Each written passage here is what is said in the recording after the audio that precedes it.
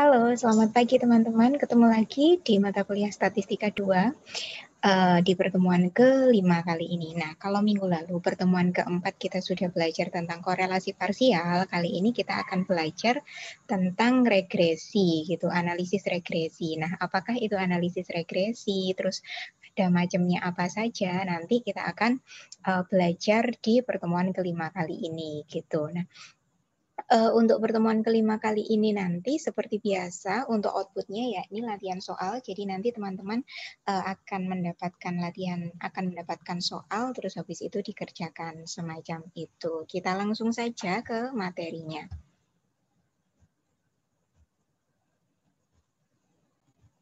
Nah, di materi pertemuan ke-5. Materi pertemuan ke-5 kali ini topik of the day-nya adalah analisis regresi, kemudian ada penugasan mandiri, yakni latihan soal.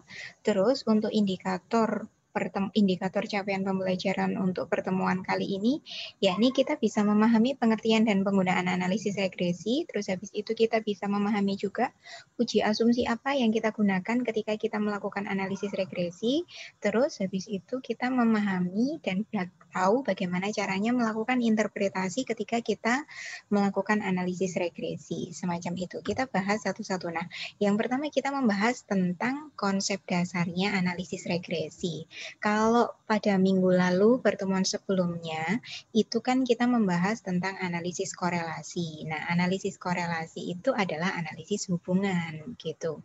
Terus pada semester lalu, mata kuliah Statistika 1, teman-teman juga sudah belajar tentang uji beda atau menggunakan uji T. Nah, agak berbeda dengan analisis regresi. Analisis regresi adalah uji pengaruh, teman-teman. Jadi, fungsinya untuk apa sih? Jadi, pada dasarnya, analisis regresi itu digunakan ketika seorang peneliti ingin mengetahui pengaruh dari satu variabel atau variabel X terhadap variabel tergantung atau variabel Y. Jadi, kalau untuk mengetahui hubungan, kita menggunakan analisis korelasi. Kalau untuk mengetahui perbedaan, kita menggunakan analisis uji T atau uji perbedaan.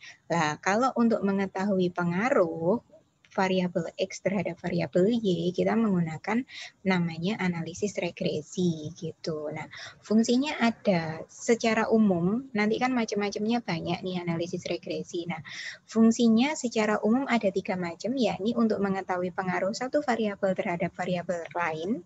Terus habis itu yang kedua untuk memprediksi perubahan variabel Y atau perubahan variabel terikat yang didasarkan pada perubahan variabel bebasnya. Kemudian yang ketiga adalah untuk menentukan pengaruh dominansi variabel bebas atau variabel X terhadap variabel Y atau variabel terikat, semacam itu. Jadi ada 3 fungsi analisis regresi begitu. Nah, selanjutnya ada beberapa sifat hubungan atau jenis-jenis analisis regresi yang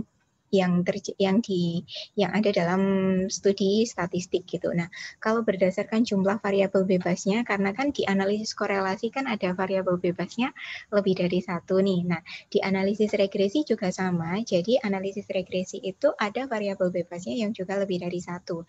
Nah, kalau misalnya kita menggunakan variabel bebasnya satu variabel saja, kita bisa menggunakan analisis regresi sederhana. Tetapi jika lebih dari satu, sama dengan korelasi kemarin ada korelasi ganda, analisis regresi pun juga sama. Jadi kalau misalnya variabelnya lebih dari satu, kita bisa menggunakan analisis regresi berganda gitu. Nah, terus berdasarkan sifat hubungan kedua variabelnya, jika dalam melakukan uji analisis regresi itu dua variabel ini bersifat linier, maka kita bisa melakukan uji regresinya linier gitu. Nanti akan ada uji linearitas gitu teman-teman. Tapi kalau misalnya sifatnya data ini tidak linier, kita nanti akan menggunakan uji regresinya non linier. Nah, terus yang ketiga berdasarkan skala pengukuran variabel bebas dan variabel terikatnya. Nah, ini jenis skalanya. Kalau variabel terikat atau variabel Y dan variabel bebasnya ini berskala rasio dan interval, kita menggunakan analisis regresinya yang standar biasa saja. Tetapi jika variabel terikat dan sebagian variabel bebasnya itu interval dan ada juga yang nominal atau ordinal, kita menggunakan analisis regresi dummy atau dummy regression. Gitu. Terus yang ketiga, kalau variabel terikatnya berskala nominal atau ordinal, kita pakai regresinya logistik atau regresi ordinal gitu. Nah, untuk pada pertemuan kelima kali ini, kita hanya membahas tentang variabelnya satu, sifatnya linier. Jadi kita membahas tentang regresi linier sederhana. Karena variabelnya satu dan sifat datanya yakni linier. Gitu. Nah, pada dasarnya regresi linier sederhana adalah analisis statistik yang digunakan sama dengan fungsinya analisis regresi secara umum, yakni untuk memprediksi nilai dari variabel terikat berdasarkan dari variasi atau perubahan dari variabel bebas itu sendiri gitu. Nah, bentuk persamaannya teman-teman bisa lihat di layar ini. Jadi ada Y, ini merupakan variabel Y, B, dan X semacam itu. Nah, tetapi nanti kita tidak menggunakan rumus ini untuk menyelesaikan kasus atau penelitian soal analisis regresi linier sederhana, tetapi nanti kita langsung menggunakan SPSS semacam itu. Nah, sebelum kita ke contoh soal, kita harus mengetahui dulu syaratnya dari syarat kelayakan dari analisis regresi linier sederhana. Analisis regresi linier sederhana hanya bisa dilakukan kalau memenuhi syarat-syarat ini gitu. Nah, jadi yang pertama syaratnya adalah sampel yang digunakan harus sama. Jadi antara kedua variabel X dan variabel Y, sampelnya harus sama. Kalau 10 semua, kalau 20 semua gitu. Kemudian yang kedua adalah jumlah variabel bebasnya hanya satu. Karena apa? Tadi sederhana. Jadi kalau misalnya lebih dari satu, variabel X-nya lebih dari satu, nanti kita tidak menggunakan regresi linier sederhana, tetapi nanti kita menggunakan regresi yang berganda gitu. Terus yang ketiga adalah data harus berdistribusi normal. Jadi kita harus melakukan uji normalitas terhadap data. Terus habis itu yang selanjutnya adalah ada hubungan yang linier antara kedua variabel. Jadi kita nanti juga harus melakukan uji linearitas. Terus ada dua syarat yang terakhir, yakni tidak terjadi adanya gejala kedastisitas, jadi tidak ada gejala itu dan juga tidak ada gejala autokorelasi.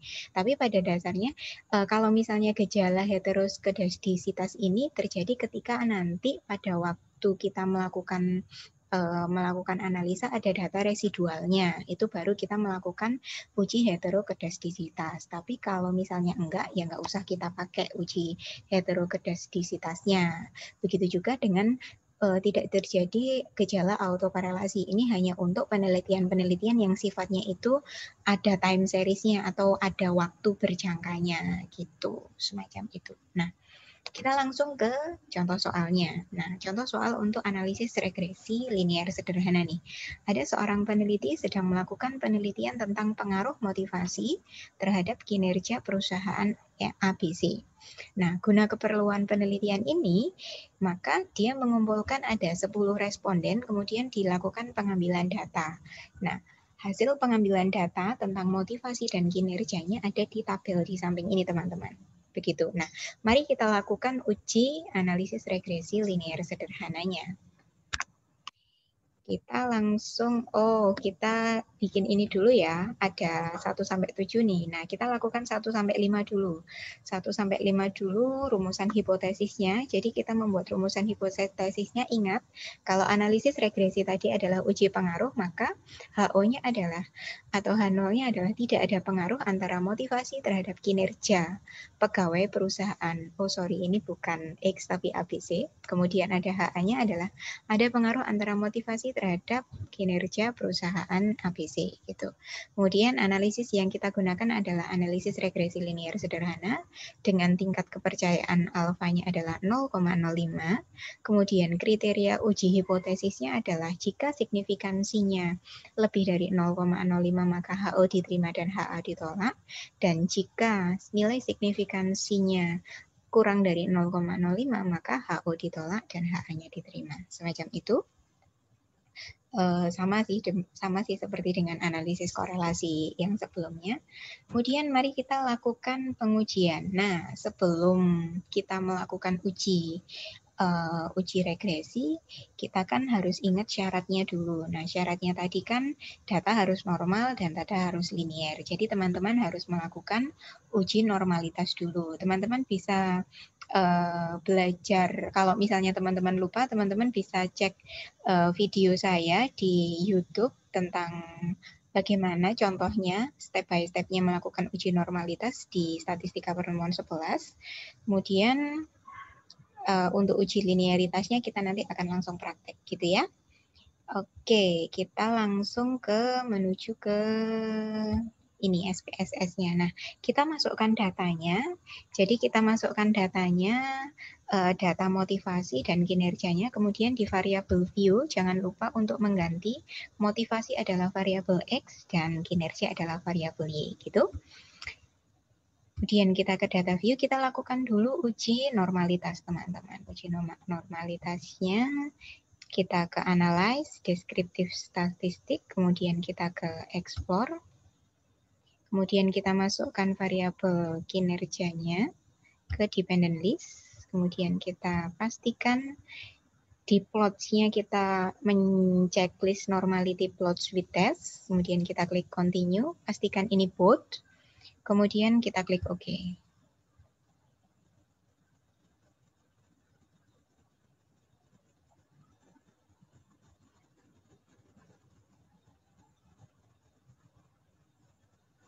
Oke, dari hasil itu kita lihat test for normality-nya.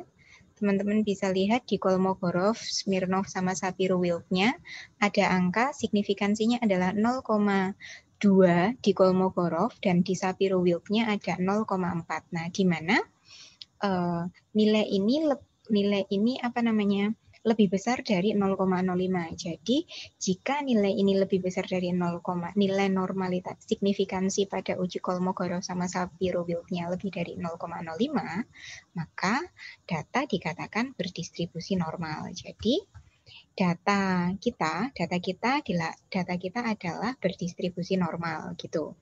Nah, berarti kita bisa melakukan uji regresi. Tapi sebelum kita melakukan uji regresi, kita harus melakukan uji linearitas untuk memastikan bahwa datanya ini keduanya bersifat linear. Nah, caranya adalah dengan kita kembali ke SPSS tadi. Kita kembali ke SPSS, kemudian kita ke analyze. Kemudian kita ke compare means, terus habis itu kita klik means. Nah, di sini kita bisa memasukkan motivasi ke independent list, kemudian kinerjanya ke dependent list. Kemudian kita klik option-nya, option diklik, kemudian kita centang di test for linearity, gitu ya. Kemudian kita klik continue, kita klik OK. Nah, dari sini kita bisa melihat ini, ANOVA tabelnya teman-teman. ANOVA tabelnya teman-teman harus memperhatikan ini, linearity-nya, signifikansi pada bagian linearity-nya. Jadi signifikansi pada bagian linearity-nya adalah 0,004. Nah, kalau misalnya signifikansi dari linearity-nya adalah 0,004, di mana nilai itu adalah kurang dari 0,05, maka data dikatakan linear. Jadi, kita sudah lolos uji linearitas gitu. Jadi ini bisa diperhatikan, saya copy ke PowerPoint ya. Saya copy ke PowerPoint, linearity-nya adalah 0,004, yang mana itu adalah kurang dari 0,05. Jadi data bisa kita katakan linear. Kita sudah lulus 2 uji, yakni uji normalitas lulus, uji linearitas lulus. Nah, berarti kita bisa melakukan uji regresi linear sederhana pada data kita. Caranya adalah dengan analyze, regression, linear. Kita langsung praktek saja. Analyze, kemudian kita klik regression. Kemudian kita pilih linear. Nah, dari sini kita ke dependent list-nya, kita motivasinya kita masukkan independent list. Kemudian yang dependent list-nya kita masukkan kinerja. Kemudian kita di statistik nggak masalah. Dan ini kita pastikan metodenya ini enter, kemudian kita klik OK. Oke, selesai teman-teman. Jadi di sini kalau teman-teman bisa lihat ada 4 tabel nih. Ada 4 tabel. Nah, yang tabel pertama ini menunjukkan kita sedang menganalisis variabel apa saja. Kemudian ada model summary-nya. Model summary-nya kita bisa melihat R square-nya. R square-nya adalah sebesar 0,859. Ini menunjukkan bahwa besarnya pengaruh motivasi terhadap kinerja karyawan adalah sebesar 0,859 atau sebesar 85,9% gitu. Kemudian di bagian bawah koefisien ini, di bagian koefisien yang bagian motivasi kita bisa melihat signifikansinya adalah sebesar 0,000 yang mana itu kurang dari 0,05. Jadi kalau misalnya kurang dari 0,05 maka HO-nya ditolak dan HA-nya diterima. Semacam itu. Ini langsung saya kopikan di PowerPoint ya. Jadi ini R square-nya yang tadi kita bahas 0,859 yang jadi itu berarti bahwa stres kerja ini bukan stres kerja, pengaruh motivasi terhadap kinerja pegawai itu adalah sebesar 85,9%, berarti pengaruhnya sebesar itu. Berarti lah terus kalau nggak 100% berarti masih ada 14,1% yang lain itu dipengaruhi oleh variabel yang lain yang mana kita tidak meneliti itu gitu. Kemudian pada bagian koefisien ada bagian signifikansinya adalah 0,000 yang mana itu kurang dari 0,05. Nah, jadi bisa kita simpulkan bahwa HO-nya ditolak dan HA-nya diterima. Maka dari itu kesimpulannya adalah ada pengaruh yang signifikan yakni sebesar 0,859 atau 85,9% antara motivasi terhadap kinerja pegawai di perusahaan ABC. Semacam itu teman-teman.